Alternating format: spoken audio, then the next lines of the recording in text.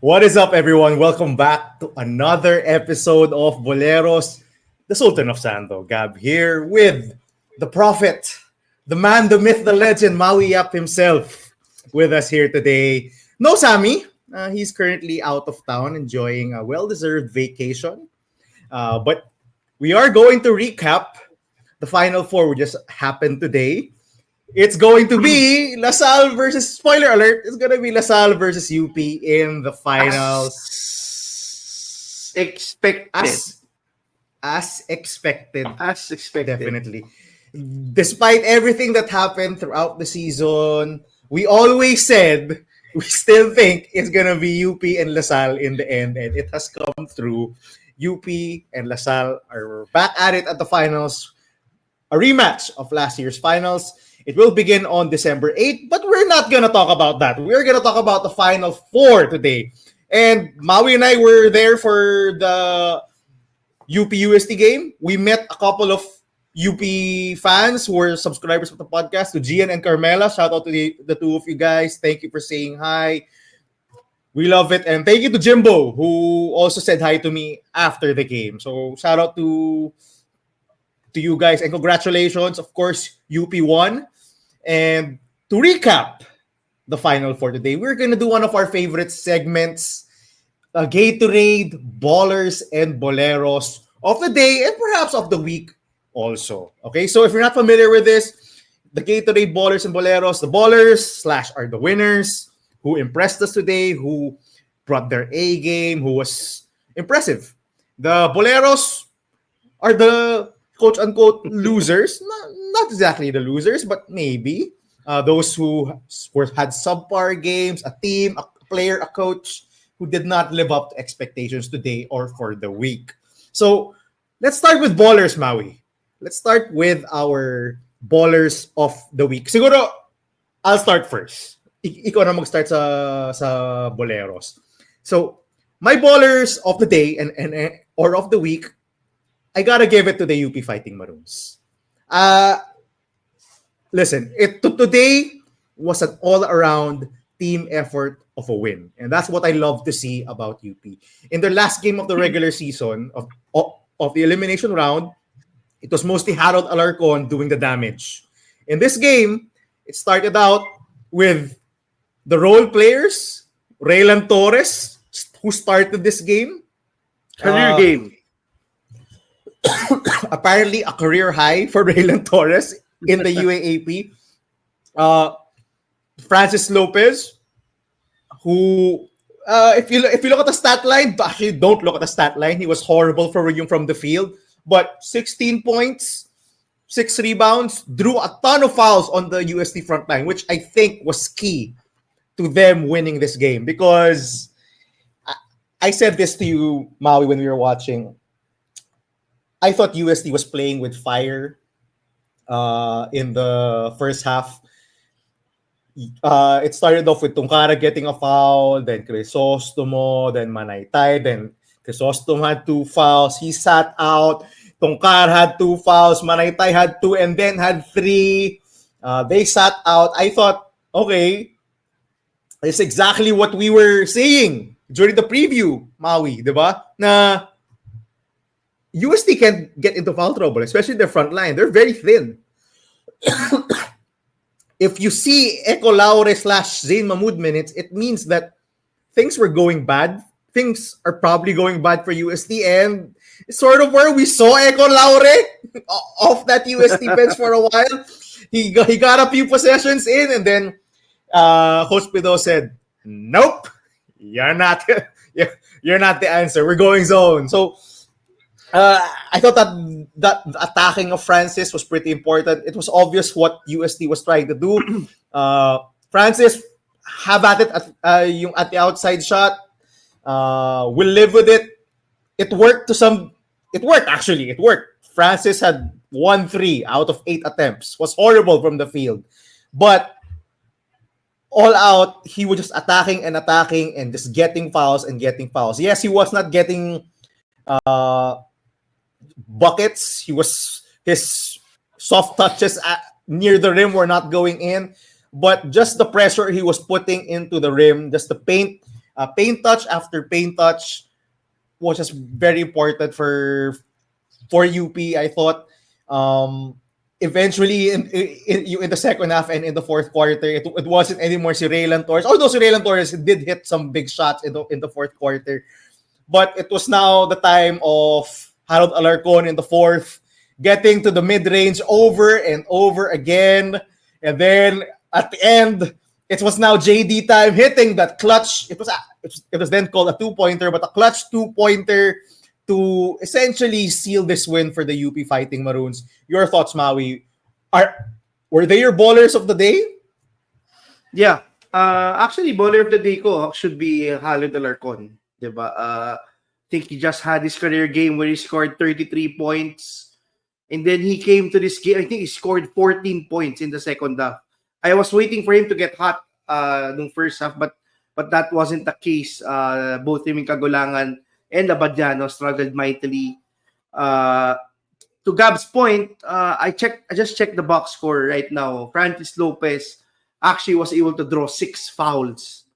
Diba? And QMB was also able to draw 6 fouls. So that really put a stamp on the game, with UST needing to go to Eco Laure and even needing to go at Migs Pangilinan at the 4.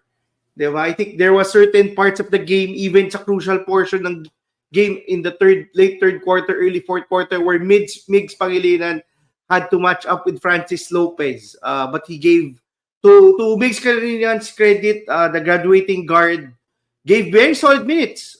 We saw him get a ton of offensive rebound, really hustle out, play his heart out for his last game. But yeah, at the end of the day, it has to be UP. It has to be Harold Alarcon who's going to be their Gatorade baller of the day. Alarcon was just fantastic, hitting a myriad of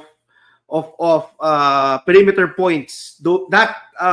I love how he was able to hit one of that turnaround jumpers. Just really dissecting the defender and UST's defense in general. I enjoyed watching him a lot. This is the Harold Alarcon that we were expecting, Gab, from season 85 pa lang. He's been probably the best UP player the past few games, even when Kagulangan was out. Since we called him out, Maui. Ever since nakinig si Harold sa Boleros, na yun yung nag-start na siya mag-ball out eh. Yun eh. Yeah, so I guess you have to ask the question. Will this be Harold Alarcon's last year also with JD Kagulangan, di ba? If I were him, he's playing at the highest level. I would say this is probably the best stretch of his UAAP career the past 2 games. Just continue to put the pressure. He has to play like this. He has to have big games against LaSalle for them to be able to get the championship. But crazy, di ba? This is a guy that hits the craziest shots in the UAAP. As was shown in history, di ba? He's hit one of the craziest shots in history. And today was also a case of that, di ba? A lot of tightly contested mid-range shots going in, but also a lot of times when he was able to break down the defense. I love how he was able to score his buckets, especially during the fourth quarter, just dissecting UST's defense using the pick and roll. Happy to see him break out finally kasi this could be that time that he could finally prove that he's pro ready. But yeah, si Francis Lopez, QMB despite not scoring a ton of points, diba Gab, kanina when you were watching the game, 90 rebounds, bro. 90 rebounds. A ton of blocks in the fourth quarter when UST was making their run, diba? 4 blocks in total in the game. I think 3 of those came in the fourth. He blocked Cabanero, he blocked, I think it was Maraytay, and then Limit. Incredible. The size incredible was definitely in favor of UP. And go ahead, Maui. Yeah, incredible game by QMB despite not scoring a lot of points just because of his hustle and defense. We said that LeBron Lopez was able to draw 6 fouls. QMB was also able to get 6 fouls, di ba? But just a dominant effort by UP. But still, props to UST. Di ba? Despite having all of those challenges during today's game, that was a ball game that they could have won. Di ba? It sucks that even Fortsky Padrigao was thrown out of the game because of 2 flagrant fouls. But I love what I saw with Paranada. Si Crisostomo finally woke up. Diba? We've been saying this the past few games. if UST would have won, we'd probably be saying that Paranada and Crisostomo are ballers of the day, di ba? I love how Crisostomo was able to score a ton of points in the perimeter. This is a guy that used to play center for UST, so continued development in his game. But yeah, at the end of the day, UP still won the game. They're going to the finals for the fourth straight time. 5 out of 6 years. Diba? We always celebrate the champion, but we also celebrate them being able to build a program like this. Diba? Getting to the finals 5 out of 6 years is crazy. Gab. Definitely agree. And on your point about Paranada and Crisostomo, we were saying it. First half was the battle of the role players because the stars were not showing out. Diba? Kagulangan had what? 0 points in the first half. Alarcon had 4. It was Raylan Torres and si Francis star because but it was Raylan Torres versus Paranada and Crisostomo. We were saying it. UST is in this game and leading in this game because of Jello Crisostomo and Kyle Paranada. Who would have thought, diba? I was telling you, ever since Paranada was semi-benched in favor of Ivan Calum in the middle of the second round or at the start of the second round, he has slowly had a resurgence of a season in the second round of the UAP. Just being that spark plug off the bench. And you saw a bit of UE Paranada in this game. Diba? He has a really weird pull-up 3 where he leans to the side to avoid getting blocked. He did that a lot in UE and he did that a lot in this game, just going to the side and pulling up and hitting those shots over bigger defenders. It's effective. It might look weird, but it is effective.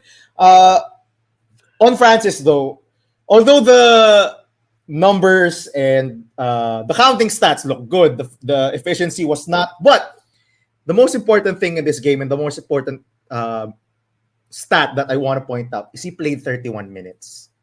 That is what I think he should have been playing, even in the latter part of the second round. And even, siguro, when the games were getting tight, even the first round against Asal, I thought he should have been hitting this number in multiple games.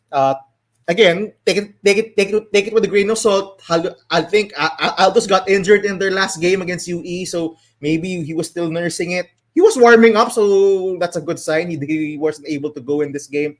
But I love to see the 31 minutes. And Coach Gold started him over Mark Belmonte. Again, I love it. Coach Gold, nakikinig sa Boleros.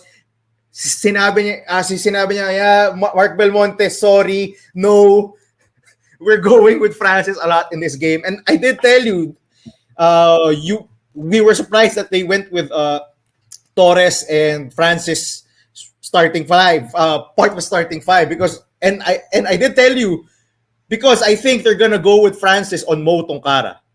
Because historically in the past 2 games against UST, QMB was having difficulty with Mo because Mo can stretch out the floor and QMB is not really comfortable on the perimeter. He's mostly a drop coverage guy. He's comfortable protecting the paint. But guarding a guy like Mo Tongkara who can stretch the floor, has a very good mid-range game, can handle the ball on the perimeter.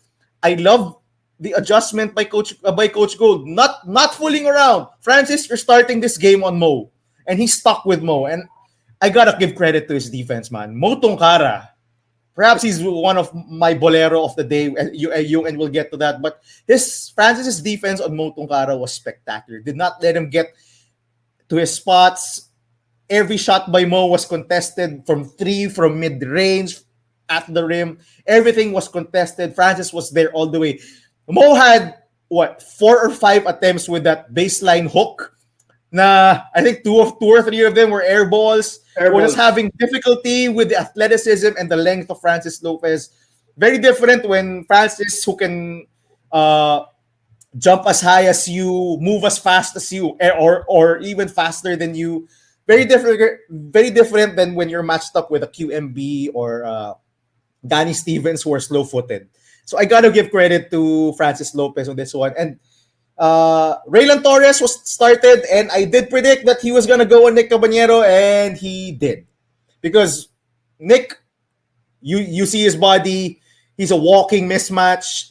He can muscle his way through anyone. Raylan Torres is their beefiest, I would say, their beefiest wing. So I guess Nice for Coach Gold, description.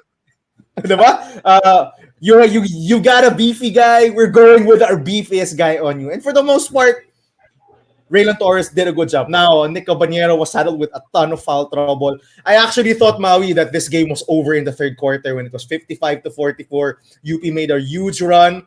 We did say now USD was playing with fire in the first half, and it did come to fruition in the third quarter when they didn't start Motong Kara in the second half. They played small, and I think it burned them because UP got a ton of inside baskets and eventually opened up the perimeter for the shooters. Fortea hit a three, so Raylan Torres hit a three.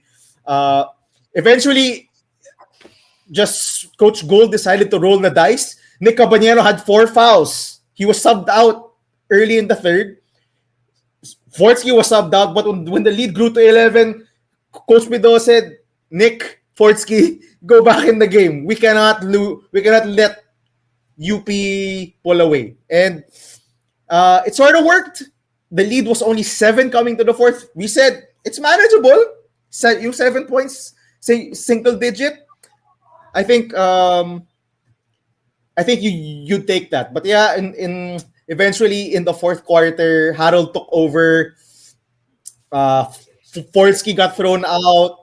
Paranada tried his best just to keep them in the game as well as Nick, but the defense of UMB in the paint plus the shot making of JD and Harold just spelled the difference.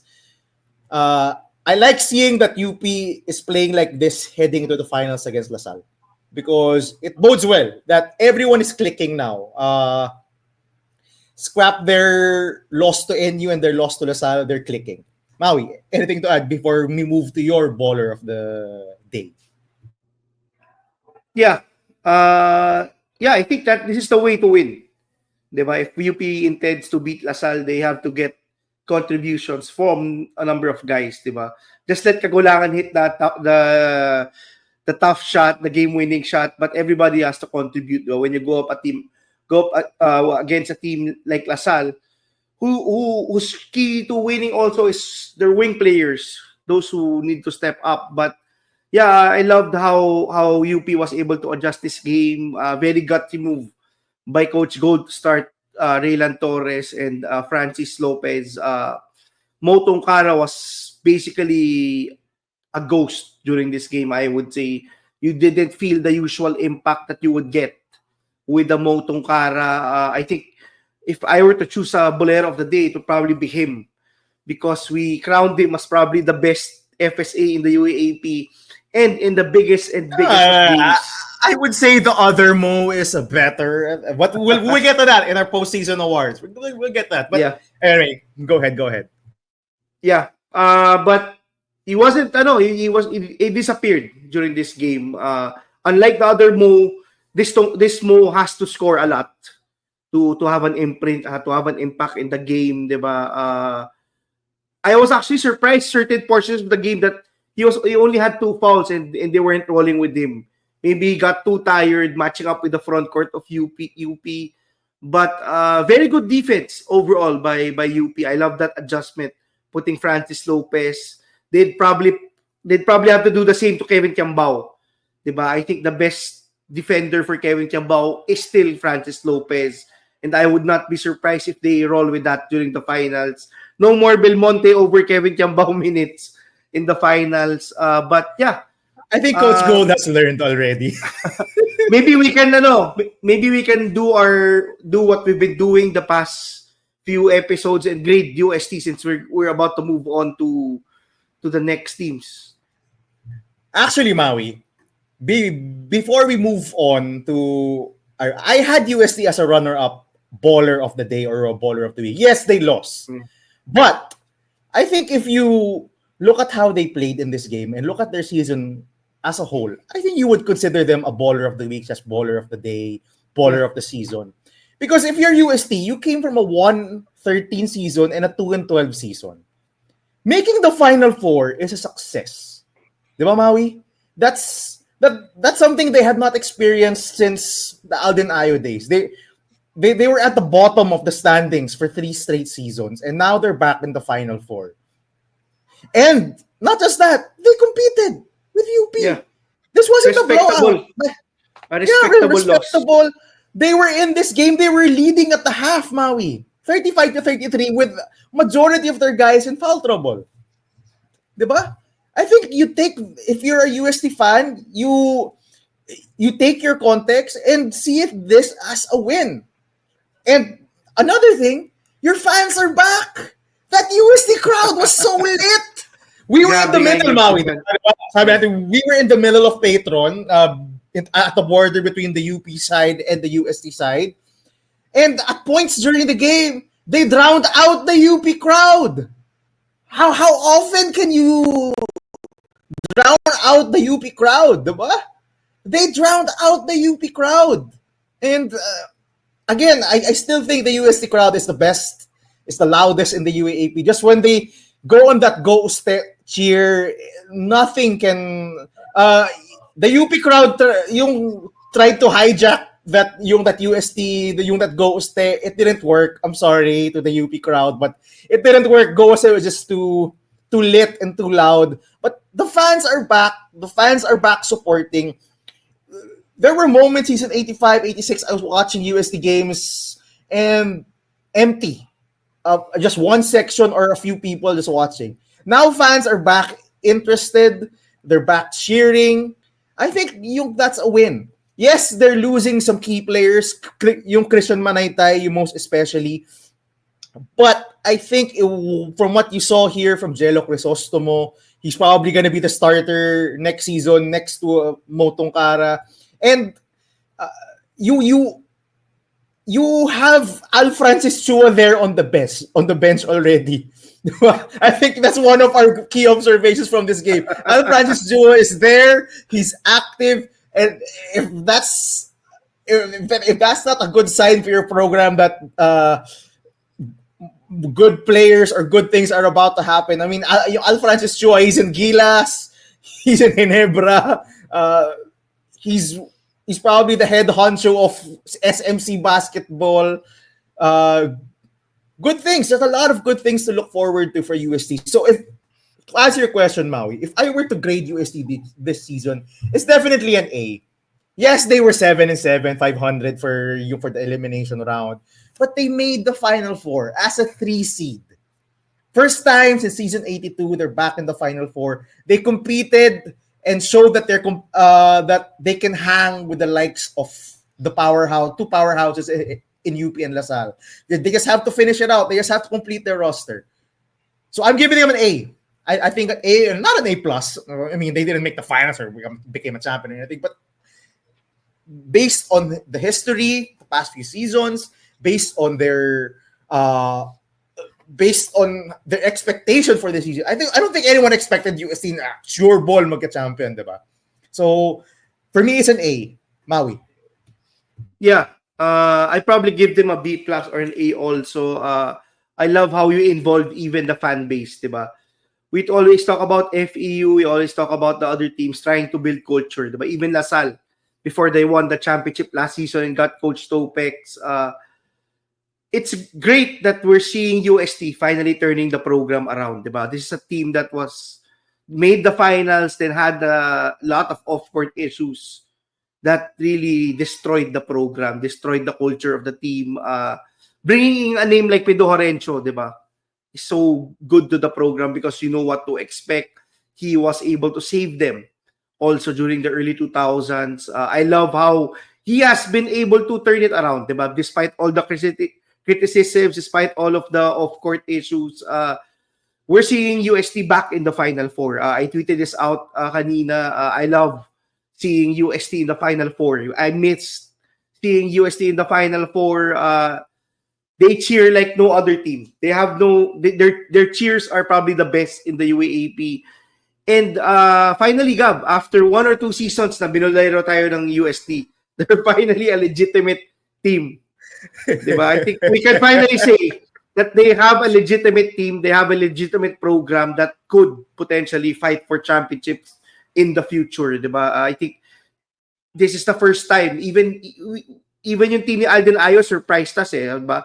This is probably the first time since the time of Jeric Teng, when we expect UST to really perform at the biggest stage, diba? I think if Cabanero comes back next season and they still have Padrigao plus Tongkara plus probably Crisostomo and Limit further improving, then maybe they could be that dark horse team for that championship next season. Finally, diba, we always want UST to be one of the top teams.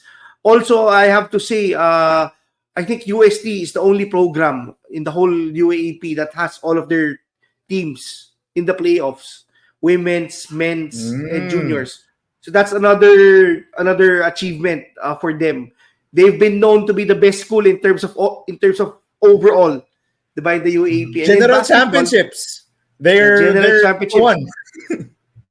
Probably number one in the UAAP for the past 2 decades or so. But also, we talk about Brilganga program, and their junior high school team is also part of the top teams in the UAAP.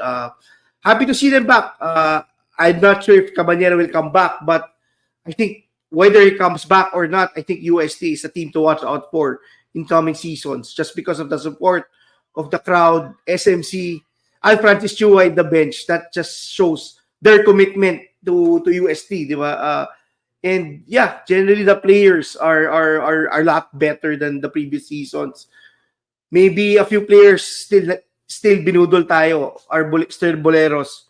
We'll get to them probably in our season end awards. But UST in general they're back. I think that's the most basic thing to say. Yep. Siguro just some points for improvement for the following year. They have to get bigger.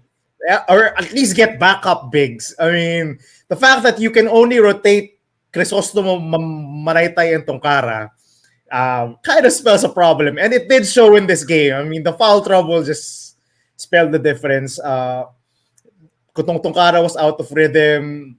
Maraytay sat on the bench for majority of the second quarter. Crisostomo did his best to carry them in the second. But overall, the size was just insurmountable. Okay, Maui, who is your baller of the day? Yeah, my other baller of the day has to be the De La Salle Green Archers. Diba? They're making the finals again they're making the finals again for the second straight season, diba? After all of that, diba? All of that pressure being as a defending champion, they end up as number 1 this season. We didn't expect that, diba? Yeah, after they lost the game against UE during the first round, after some of their games early, a game against NU where they barely won, they are still probably the favorites to win the championship, in my opinion. What a season it has been for La Salle. I love how their players, it's not just about KQ anymore. Diba? I think that's one of their keys to win the finals. Diba? KQ doesn't have to score 25 to 30 points. Diba? If KQ scores 14 points and there are 5 guys to score 7 to 11 points, then that would be probably better for La Salle. But I love this team. I love the culture that they built. Grabe yung culture that they built. Si Mike Phillips is probably my baller of the day if I were to choose some players. He just affects the game in a multitude of ways. Bro, I was there in the first half and I was like, how this guy, or it's just a Game Shark. If you know what a Game Shark is, you're an OG already, but he was a Game Shark. He's a cheat code, man. He had, in the first half, he ended up with 8 points. He scored all of his 8 points in the first half. Had 7 rebounds, 4 assists, 4 steals, and 2 blocks in the first half. Are you kidding me, Mike? Are you effing kidding me? Go ahead, Maui. That surreal, Maui. Yeah, so even if you look at the box score, diba, grabe si Mike Phillips, but I think yung energy talaga niya. If KQ is the star of the team, then maybe si Phillips is the heart of this La Salle team, diba? It used to be probably Nonoy or Nelly, but definitely they are harping on the energy of Mike Phillips. I I love how he affects the game talaga in a multitude of ways, just his effort, di ba? And yung development niya, di ba? He got the nickname Motor Mike because of his motor and because of his activity. But right now, he does a lot of things. Diba? Even his passing is so much improved. And I think if I were to pick a bowler of the week, even if LaSalle loses the finals, I have to say this, I would have to say that one of the bowlers still is that training staff of LaSalle. Diba? Grabe. The player development, it's not just about recruiting the big names. It used to be like that for LaSalle. Just recruit all of the big names. Then bahala na what sticks out. Now it's about recruiting a big name but still developing them. And Mike Phillips and Kevin Kiambao are your 1A and 1B examples. And that's one of the reasons why I think LaSalle will continue to be a hot place to go to for prospects, even if they win the finals or not. Yeah, I agree with you, Maui. I had LaSalle as my bowler of the day. First of all, thank you, LaSalle, for allowing me to leave early from the game. and para makaiwas ng traffic, iwas ng pila sa parking, get home early, you have dinner at home, hindi na ako bibili ng Shake Shack sa Araneta. So, thank you, LaSalle. Thank you. But anyway, I actually thought na this game started off well for Adamson. They hit 3 threes. Actually, 4 threes if you count the late first quarter 3 by Manu Anabo. So I thought, okay, they're hitting it. But as soon as Mike Phillips entered the game, it was game over for Adamson. Turnover after turnover. My God, Mike Phillips was stripping guards. He was stripping guards in the backcourt. Are you kidding me? He had 3 dunks in the first quarter. Grabe na. Yun yung bago niya yun eh. Bago niya ginagawa yun no second round, I think only in the UAP. Diba? Oo. He would be the head of the press. He would be the point of attack of the press and he would trap. And it's so hard to see over a guy as tall as Mike Phillips. Grabe. I just was watching him during that first quarter run and I'm like, how? This guy is just amazing. Oh, how is he stripping Erolon? He's stripping Yero. He's stripping Montebon. How? 4 steals in the first half. Mike Phillips, what? And eventually, everything followed suit for LaSalle. They were... I have to shout out their defense. Their defense was just so good. We talked about Adamson, man, and their offense and how it was clicking for the past 2 games. It was nowhere to be found in this game. LaSalle, kudos to Coach Topex. Diba, you guys said he was there during the Adamson UE game scouting. He scouted pretty well because he was disrupting every single action that Adamson wanted to get into. Yes, they hit 4 threes in the first quarter, but they were getting up tough shots. They shot 18% in the first half. 18. Grabe. 18% and had 10 turnovers. LaSalle was just clamping down on them on the defensive end, and I loved it. That's some UP style defense. What they were doing is trapping, forcing Adamson to make rush plays, risky passes, all leading to turnovers. Yeah, now LaSalle was missing a ton of shots at the rim, which allowed Adamson to keep it close, but eventually it was not sustainable. Even when the game was a single-digit game, I was messaging you and Sammy, sabi ko, I feel that there's a blowout coming because Adamson was just tough shots lahat eh. Tough shots lahat sa Adamson. And Cedric Manzano, yes, he dominated in the paint against UE. He could not get anything to go in the first half. He was met by so many tall players inside the paint. Agonane, Cortez, Phillips. He was 0 out of 7 in the first half. Scoreless, could not get anything to go. And if you're Adamson, that's got to be a disappointment. Coach Nash was just trying to find anyone from the bench. Now, a huge part of it was the absence of AJ Fransman and John Kalisay. Probably could have felt an extra shooter plus a guy who could get his own shot in AJ Fransman. But Coach Nash was trying to find an answer. Just trying to find some offense off the bench. Yung kahit si Ronzone, pinasok niya eh. Now you know you're desperate ko. Yung favorite mo, Maui, si Austin Ronzone, pinasok niya na yung naging desperado na si Coach Nash. But yeah, even si Joshua Barcelona, yung got off the bench, it was just desperation by Coach Nash. And however, they did make a run, but I think it was just too late in the second half. The lead was just too big. LaSalle was they're just on point. They're firing on all cylinders. They're moving the ball around, finding open shooters over and over again. The 2 corner threes by BJ Devin in the third quarter, both coming off KQ passes. The dunk by Agunane. Everyone was just making plays all around. Kahit kasi Rubico, naka 6 points ng second quarter eh. Like, what? Kahit Kolo, naka 3. 3. That's when you know that the game was heading towards a blowout. Nilalaro na ni Coach Topek si Rubico sa si Konov no second quarter. And they were producing. We did say that coming into this game it's most likely gonna be a blowout, and given the history between these two teams in the elimination round, both of their matchups were blowouts by LaSalle, and it was a blowout game. It's just a bad matchup for Adamson. Cedric tried his best in the second half. He was trying to will his team, pero the front line just insurmountable for Cedric Manzano and the rest of the Adamson Falcons. Si OJ, ang daming chances nga eh. He even missed a dunk. He just couldn't get anything. It was not Adamson's day. So, kudos to LaSalle. KQ quietly at 14 points. Didn't even notice he had 14. I just noticed their defense all throughout. Maui, anything to add?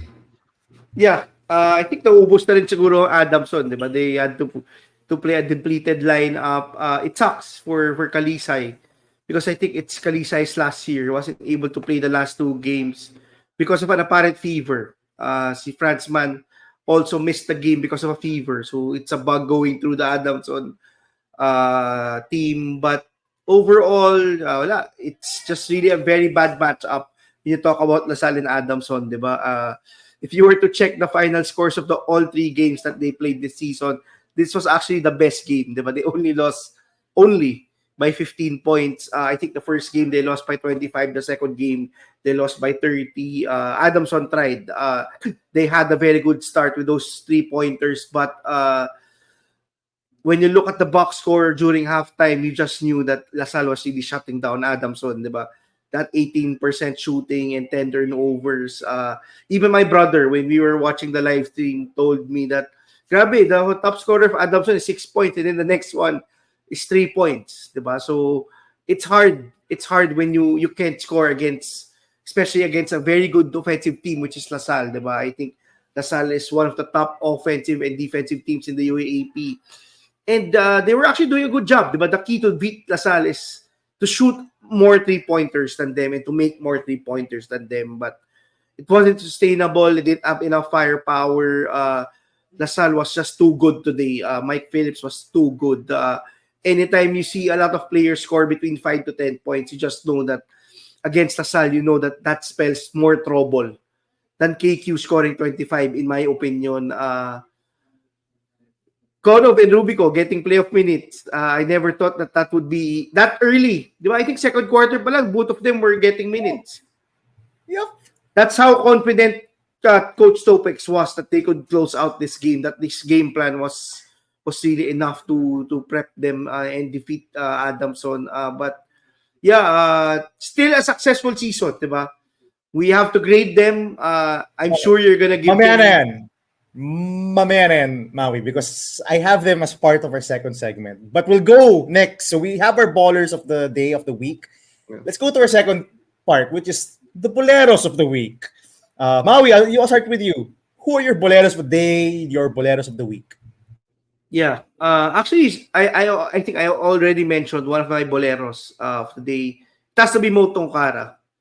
Diba? I think expectations were sky high. This is the biggest game of his career in the UAAP so far, but he wasn't able to really adjust with the defense that UP was bringing to him. A lot of very bad hook shots, diba? I think I mentioned this to you, Gab, when you were watching a lot of air balls, and he just looked very tentative to me kanina. I don't know if it was really, maybe a part of it was because of the good defense of UST, but yeah, I expected more from UP. Tungkara. UP, sorry. UST. The defense of UP, but maybe UST also wasn't able to get him to his spots, but he wasn't able to adjust during the second half, diba? I was expecting a big Motong Kara game just because he was so dominant during the first two games, diba? The only thing that stopped him during those games were foul trouble, diba? And ironically, most of this game he wasn't in foul trouble and couldn't dominate today. But yeah, basically Motong Kara is my first Boleros of the day. Yeah, I agree. Mo, after he was sat for foul trouble, just stopped being aggressive. And I thought that spelled different in the second half for UST. Anytime that sila Manaytay and si Crisostom are the top front court players, Mo, you probably did not do a very good job. And was not a good end to Motong Kara season. Let us put it at that. But my Bolero of the day, and I think you and I, Maui, are unanimous on this. It's got to be Signal /TV5 /One Sports or / the UAAP in general. What is with this length of games, man? Now you know why we're in the final, in the playoffs of the UAAP, when the games are taking 2 hours and 20 minutes to get done, or nearly 2.5 or nearly 3 hours to get finished. One of my pet peeves, man, they were showing the ad segments, the Yamaha Flex Cam, what was that? The McDo something, the McCafe something, after a timeout. Are you kidding me? On the court. When the players were already on the court. The huddles had finished. They were already ready to play. You still had a 1-minute segment after that. I timed a couple of timeouts in the UP-UST game and the Adamson-Lasal game. They were close to 3 to 4 minutes per timeout. What? Are you serious? And you're wondering why games take so long or why you have late starts. This is why. Too much. What is this? It's too much. Yeah, exactly. They weren't doing this in the elimination round, Maui. That's the thing. They were performing. They were having these segments during break. So as soon as the timeout started, they had these segments. They weren't doing this after the timeouts. I don't know. Maybe they're just more sponsors during the telecast. On TV they have a lot of commercials, but it's in there. You want to show those after the commercials? Are you kidding me? You can't have timeouts that last 3 to 4 minutes long. It's just crazy. The length of the games are just inconceivable to me.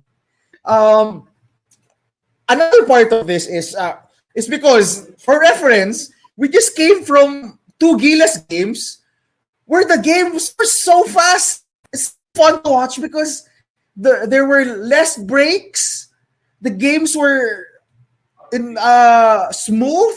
One of the things that FIBA does, and I think it's good, whenever a timeout is called, two refs are near the benches of both teams. As soon as the buzzer sounds, they're calling the attention of the coaching staff, the coaches, get back on the court. Watch for it. I was so happy with how fast timeouts were. Exacto. 1 minute to get back on the court. Always. There was always a referee beside the benches and just getting both coaches to go back into the court and start play again. It was crazy. I have no idea why they did this for the Final Four. It's just a head scratcher. It's so annoying. Why were timeouts so long? Imagine the finals, Maui. How long is the finals gonna be? Isipin mo lahat Baka ng maging 4 reviews hours. last 2 minutes. Baka maging 4 hours yung finals, man. 3.5 to 4 hours na yung finals. It can't be like this. Please. No, UAAP, if you're listening to us, it cannot be this way. It's just not a good way to watch basketball with so many long breaks in the game. It can't. Go. Parang mini halftime na eh. 'Di ba? Yung feeling when you go on those breaks, it's crazy, 'di ba? I think the half times in the UAAP used to be 10 minutes, 'di ba? And now we have these types of breaks 4 to 5 minutes. That's crazy. It's too much. They should squeeze in all of the sponsors before the end of the timeout, 'di ba? Seeing the players just stand on the court for a couple of minutes waiting for the ball to be given, to be inbounded is too much for me. It's crazy. Yeah, and another thing, and why I said the UAAP, they cut down on traveling calls. There were a ton of plays a while ago in UP, USTA, and LaSalle Adamson. I thought that traveling should have been called, and they did not. Maybe someone is keeping track of yung of the traveling count. Maybe someone can tell us how many traveling calls were made in the 2 games a while ago, because I'm sure they were less. I am sure of it. There were a ton of plays I thought, traveling yun di nila tinawag? Traveling yun di nila tinawag. There was one play, I think Francis Lopez attacked the rim at the 3-point line. I thought that was a travel. He stepped through. I thought that was a travel too. It wasn't called both times. I'm like, huh? You were calling that in the elimination round. Now you're not calling it? Hindi nila pininindigan. Hindi nila pininindigan. And to those asking, why are you complaining about less traveling calls? Hindi ba mas maganda yung less turnovers? Yeah. But my thing is consistency. You are consistently calling this for the whole elimination round. And now you're just getting lax when it's the playoffs? That is another head-scratcher decision for me from the UAAP. Well, why is this happening? I think, if we were going by the way they were calling it in the elimination round, I thought they would have been more than 5 to 10 traveling calls that were not called. It's crazy. I don't know why they did this bigla. Who knows? Maui. Yeah, very good comments. Actually, I forgot those 2. I was just thinking about the games in general and the players, but those were 2 of the things that we were talking about when we were watching the game live kanina. The UAP has to be more consistent with regards to these calls. Grabe yung biglang hindi na lang tinatawag. I would think that maybe the total traveling calls were cut in half at the minimum. Kasi grabe yung frequency before, and then now they just weren't calling it. I thought a ton of players traveled in the perimeter, but I hope they do something about the timeout thing. I think that's the most ludicrous thing I've seen in basketball. In my 2 decades of watching basketball, the players are just literally standing, diba, on the floor already waiting for the referees to give the ball. It happens probably 5 to 10 times during the game. That's so crazy, diba? It just disrupts the flow of the game, disrupts any type of momentum, and it even frustrates the fans who are watching. I saw a few reactions of people while watching the game live a while ago. I would think that the reactions while watching on TV were even worse, diba? Because it was some things happening inside the arena. But 3 hours, close to 3 hours. I think the game went on close to 3 hours. The first game, that's unacceptable. When we watch FIBA, it was probably 1.5 to 2 hours at the most, diba? The flow of the game wasn't really disrupted, and that's something we want to watch in the UAAP. As much as we want them to make money, we know that they need to make money for this to continue. They have to prioritize fan experience, in my opinion. They have to cut back on these types of things and make sure fans enjoy the game of basketball. That's the main reason why we go there. That's the main reason why we watch at Araneta or MOA. It's to watch basketball and to enjoy it. Diba? Going on 3 hours is crazy. It's literally forcing people to eat in the arena when the game started just after lunch almost. Diba? Exactly. Yes, it's a good point now. Yes, I think this it can be a good thing. It means that the UAAP in the Final Four and the finals have a lot more sponsors. It means they're earning more. But again, I've said this multiple times across the season already, Maui. There has to be a way to get sponsors in without disrupting the flow of the game. Diba? If the NBA can do it and if FIBA can do it, we surely can. It is just crazy that the telecast started at 3:30, the broadcast, and the game was about to end at 6:30. So, di ba sabi natin, so anong oras na magsa-start ang Lasal Adamson? Di ba? That's crazy. Anong oras tayo magre-record? Anong oras tayo magre-record? Wow. Yung semi nung sabi ko na sa Lasal Adamson, okay, tambakan. Sana tuloy-tuloy na kasi gusto ko na makauwi. Ang late na. Gutom na ako. Diba? So, I just have to say that's pretty crazy to me. A runner-up bolero of the day for me, we mentioned them already, is Adamson. And this is, I think, where we have to go to grading to them. They looked good for 2 games, but once again, they ended with a blowout in the Final Four. So they went to the Final Four in season 85. For those who don't know, they were eventually blown out by Ateneo. And once again, they entered the Final Four after not making it last year after a playoff with Ateneo.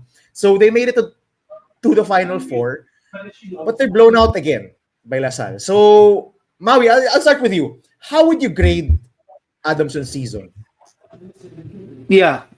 Despite all this, despite the blowout loss to LaSalle, I would still give Adamson a C+ to B for this season. Diba? This season has been the most challenging, especially for the teams who wanted to make to the Final Four as the 4th seed. Diba? I think we mentioned this during our previous episodes. This is one of the years. This is one of the years that we really saw teams battle it out, diba? It's one of the main reasons why we have a 3rd seed that has a record of 7-7. But I would still grade Adamson as a C+ B. They still made the Final Four, but I wouldn't give a grade higher than that just because you only have to give them a passing grade since they were able to do what they set out during the off-season. I definitely agree, Maui. I would be a bit more lenient, maybe a B+ for me. I mean, listen, I've been defending Adamson for the longest time. I've been an Adamson stan, diba yung term ngayon, stan since the preseason. I've been backing them to make the Final Four, but I never said that they could challenge or be a contender, challenge the likes of UP or LaSalle. I mean, okay, for those who say, "God, why do you always support Adamson? They're not as strong." Okay, I never said that they're gonna be champions or challenge the likes of UP or LaSalle. I know that they don't have the talent for that, but I'm still picking them for the Final Four, which they did, and they made it. That's why I support Adamson a lot, because I do think that they have a good system that can bring them to the Final Four, and I was right.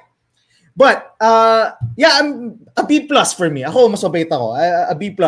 As you said, Maui, they did what they set, what I think what was expected of them, diba? Kung ano expectations sila from coming to the season, make the Final Four, they did it. Now, whether if any of the Adamson faithful or the Adamson community expected them to make it to the finals, medyo, ano na yun, libreng umasa. Let's just say it at that. Medyo mahirap na yun. Very ambitious. Exactly. Thank you, Maui. Yeah, it's very ambitious. I would listen. If Adamson made the finals, maybe I'll give them an A+. If they won one game against LaSalle, I would have given them an A+ for the season, because that is more than what anyone or you even themselves expected. Yes, they got blown out a while ago, which is why I'm giving them a Bolero of the day.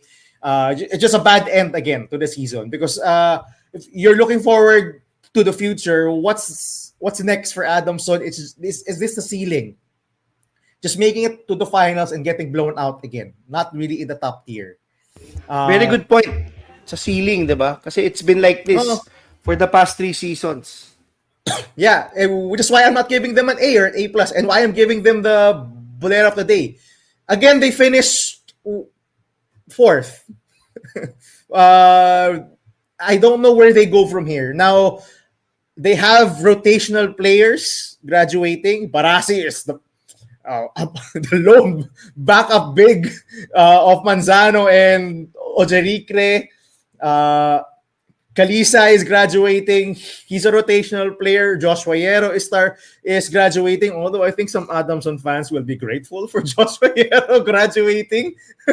I know a lot of Adamson fans in the comments are not very happy with Joshua Yero. But listen, they do have some replacements. I mean, I've said it. Kalisa is a very replaceable player. Joshua Yero is a very replaceable player. They have guys who can do what Joshua Yero and Kalisa do on the court. They have guys coming in. They have guys in their Team P. Their FSA in Team B is performing pretty well. They have Kobe Demesana, who's possibly gonna take the minutes of Mario Barasi. They have Noah Pacquiao. They have a lot of guys in Team B. Now, whether you see them as a contender, we'll have to see. But I think this is the ceiling of Adamson for now. And unless we see some high-level recruits in the off-season come to Adamson or play in their preseason tournaments, this is it. This is as far as they're gonna go, as far as we're concerned. Do you agree, Maui? Yeah, I think it's still marvelous and impressive what they've been able to do given the budget constraints that they have versus other teams. Diba? We have to be real about it. They don't have the biggest budget versus other teams, but it's gonna be hard. Diba? You have to have firepower. You have to have star players. You have to have big names to be able to be a top contender in the UAAP. Diba? That has been the case. That will always be the case in most leagues. Diba? Not just the UAAP. Stars bring you championships. Stars bring you to the finals, diba? You need enough firepower. You need to have enough big names to be able to be a contender, diba? It's usually an aberration. It's very unusual to see a team that doesn't have a big name become champions in any league, diba? But what they have accomplished is actually impressive, but still, they've already peaked at the 7th slot, diba? I'm sure that the Adamson faithful would want some sort of progress, diba? It doesn't always have to be like this. But at the end of the day, it's one of the reasons why I still give them a high passing grade. They still made the Final Four, diba? Believe it or not. But unfortunately, it's still what's happened to them the past 3 seasons has been practically the same. Diba? It's how can they bridge the gap to be a contender. I think that was one of the things that we looked at when we talked about NU all these years. NU hasn't been able to bridge that gap despite some big names because of some luck also. Maybe this season could have been that year. But I guess that's the question they need to ask next. How can they bring their program to the next level, diba? Kasi they've been always like this. Diba? They've never been a true contender. Even during the time of Ken Bono, even the time of the other players, they've always been a 3rd seed. They've always been a 4th seed. But they've never been true contenders. I don't remember a time when Adamson made the finals since I started 90s watching. pa ata si Diba? Kenneth Torremdes pa ata or something yung I think that should be their barometer, diba? If they know that they can make the Final Four consistently, then maybe the next barometer of success should not only be making the Final Four, but making it to the finals or even just challenging, getting one win, diba, sa 3rd or 4th seed. Kasi I'm sure Adamson fans are getting frustrated despite always making the Final Four. 'di ba? People want to see improvement anywhere. 'Di ba? It's people are impatient. People are always wanting more. Yep. Yeah, siguro just as a last note, minor bolero, definitely si Fortsky.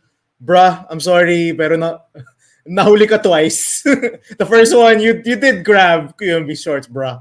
And that's an unsportsmanlike foul. It just is. I'm sorry, Fortsky. And the second one, while it was a ton of those happened, you did hit QMB's stomach. So it was the same thing that happened to to Precious Momo Way.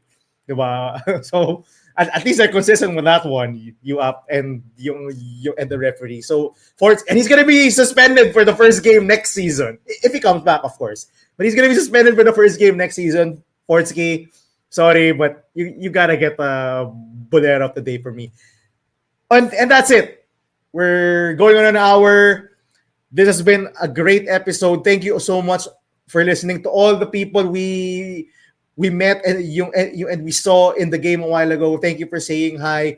I know a lot of you want a preview of the finals and our predictions. We'll save that for when Sammy is back during the week. I mean, we have a full week. It's December 8th. It's next Sunday. We do have a long time to discuss the final. So that's it. Don't forget to like, subscribe, and share the show. Thank you so much for listening. See ya.